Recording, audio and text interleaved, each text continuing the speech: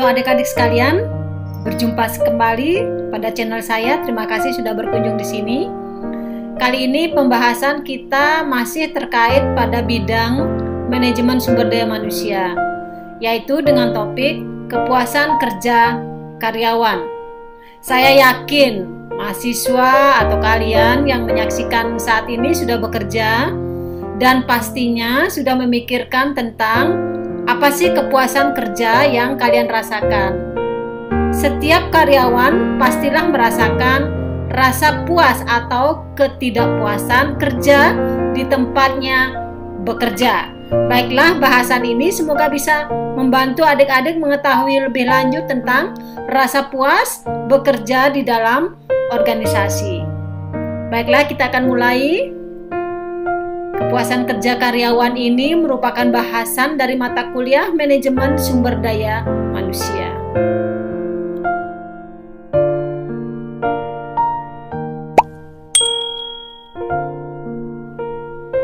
Kita akan mulai dengan definisi apa sih kepuasan kerja tersebut.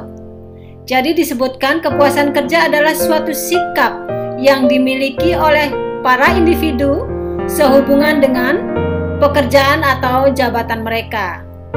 Ada juga yang menyatakan bahwa kepuasan kerja merupakan suatu cara pandang seseorang, baik yang bersifat positif maupun negatif terhadap pekerjaannya.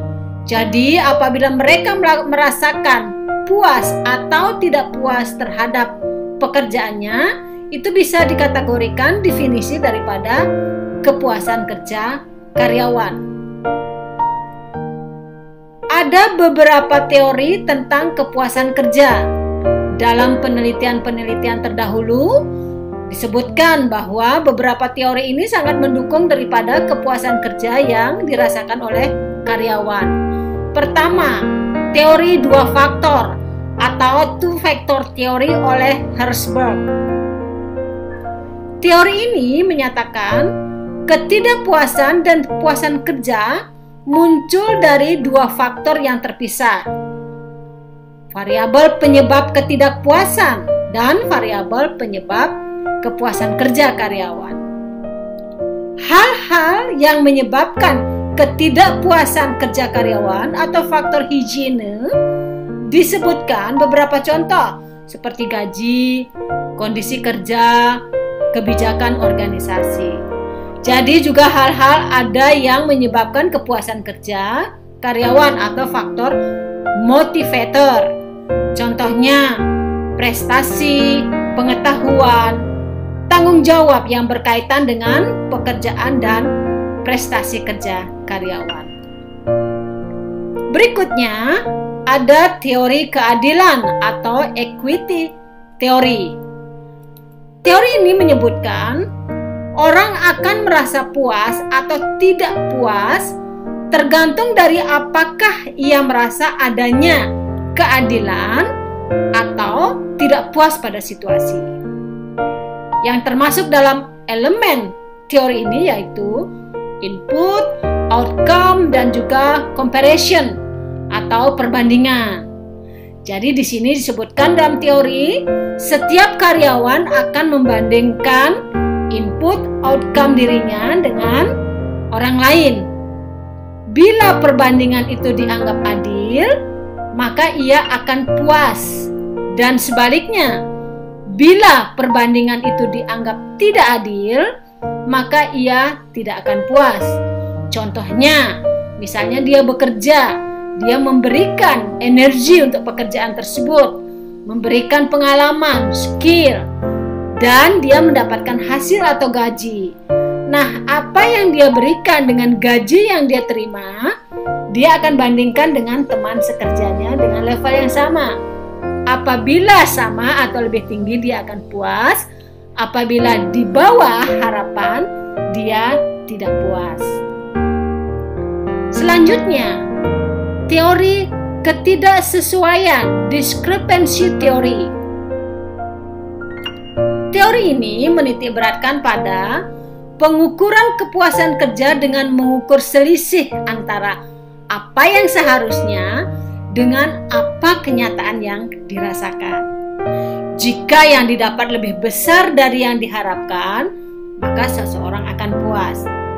Begitu juga sebaliknya, jika yang didapat tidak sesuai dengan yang diharapkan, maka seseorang merasa tidak puas.